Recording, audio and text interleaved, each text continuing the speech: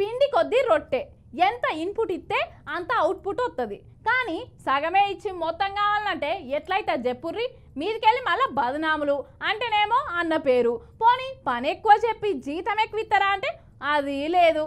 గదికనే తాడో పేడో తెలుసుకోనికి ఇంకో గిల్లంతా ఏం చేసిరో చూడుర్రి.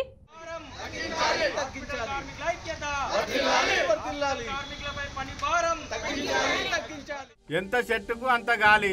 10 మంది చేసే పని ఇద్దరితోని చేయమంటే అవుతుంది అనుల్లా. ఇగో గిట్లనే చేయమంటారట రాజన్న సిరిసిల్ల జిల్లా సర్కార్ దవాఖానలో పనిచేసే ఉద్యోగులను. మంచం ఉన్నంతే కాలు దాపుకోవాలి కానీ అన్నట్టు ఎక్కువ పని చేయమంటే మాతో నేడవుతుందని రోడ్డెక్కిళ్ళకి అన్నలు. ఓ అన్న చెప్పి కానీ బాధ ఏందో. 100 పైచీలకు మంది కార్మికులు పని చేయాల్సినటువంటి ఈ హాస్పిటల్లో కేవలము 60 పైచీలకు మంది కార్మికులే పనిచేయడం జరుగుతూ ఉంది.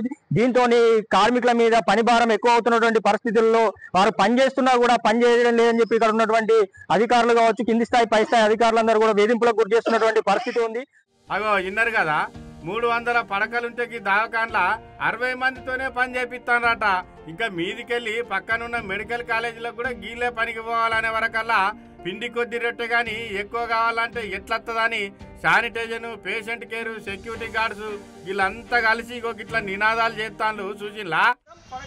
సిబ్బందిని నియమించేంత వరకు హాస్పిటల్లో పడకలకు అనుగుణంగా సిబ్బందిని నియమించి పని భారం తగ్గించాలి, కార్మికులపై పని భారం తగ్గించాలి, పడకలకు అనుగుణంగా సిబ్బందిని వెంటనే నియమించాలి.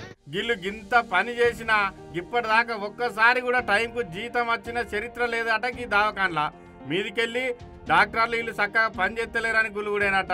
ఇక రోగాలు వచ్చి పేషెంట్లతోని దవాఖాన కిటకిటలాడుతుంటే వీళ్ళకు మంచి నీళ్లు కూడా తాగే తీరిక కూడా దొరుకుతలేదని ఇక గింతగానం పని చేసి మేము కూడా పేషెంట్లం అవుతాం, మమ్మల్ని కూడా గిన్నెనే సరిగ్గా చేసుకోనని ఒక్క తీరుగా గోడలో వేసుకోబట్టిరు. గీళ్ళు సిబ్బందిని పెంచితే ఇంకా కొంతమందికి ఉపాధి చూపించినట్టు అవుతుంది, దవాఖానలో కూడా పని మంచిగా సాగుతుంది కదా అని అంటారు గీళ్ళు. అది మేము అడుగుతున్నాం, మాకు ఏమై ఇస్తున్నారు, పడకలకు తగ్గ మనుషులు ఇస్తున్నారు, అది లేదు.